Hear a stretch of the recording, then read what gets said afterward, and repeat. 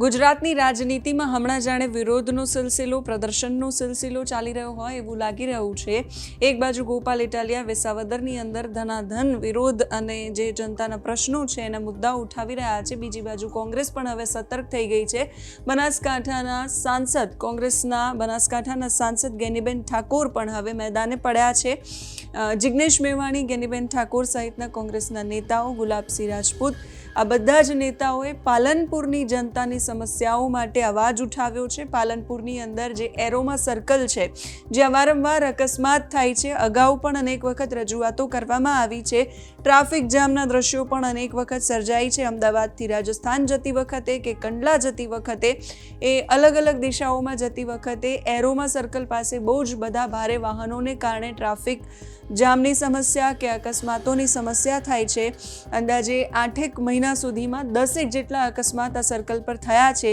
એટલે ટ્રાફિકની સમસ્યાનું નિવારણ કરવા માટે રેલી કાઢવામાં આવી, ધૂન પણ બોલાવવામાં આવી, ભારતીય જનતા પાર્ટીના સરકારનો વિરોધ પણ કરવામાં આવ્યો। એની સાથે ખેડૂતોને ખાતર વ્યાજબી ભાવે અને પૂરતા પ્રમાણમાં મળે એ પ્રમાણેની માંગ પણ છે। ભારતમાલાની અંદર ભ્રષ્ટાચાર થયો છે એની તપાસ કરવામાં આવે, ખેડૂતોના જમીનમાં જમીનના રીસર્વેમાં જે ભૂલો થઈ છે એ ભૂલોને સુધારવામાં આવે। આવા તમામ મુદ્દાઓ કોંગ્રેસના વિરોધના હતા અને ત્યાંથી રેલી કાઢી અને કલેક્ટરને આવેદન પણ આપવામાં આવ્યું છે।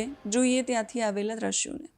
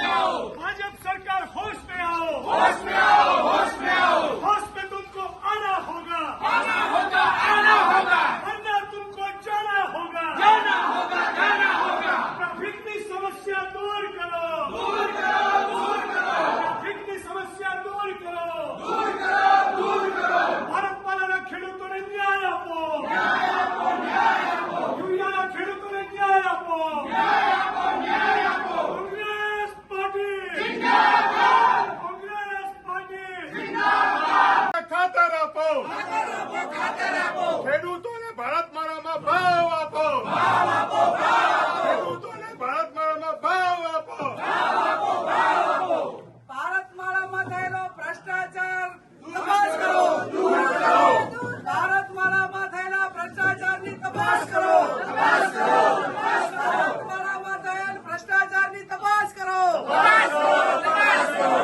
કશાઈ છે ભગવાન, ભાજપ પોતાને માને ભગવાન, ભાજપ પોતાને માને ભગવાન, હોશમાં આવો શ્રી સરકાર, હોશમાં આવો શ્રી સરકાર, ખાતર ખેડૂતોને મળે, ખાતર ખેડૂતોને મળે, વીજળી બિલ તો સસ્તા કરે, વીજળી બિલ તો સસ્તા કરે, રીસર્વે માટે મંજૂરી આપે, સર્વે મંજૂરી આપે, ભારતમાળામાં તપાસ કરાવે, ભારતમાળાની તપાસ કરાવે, ટ્રાફિક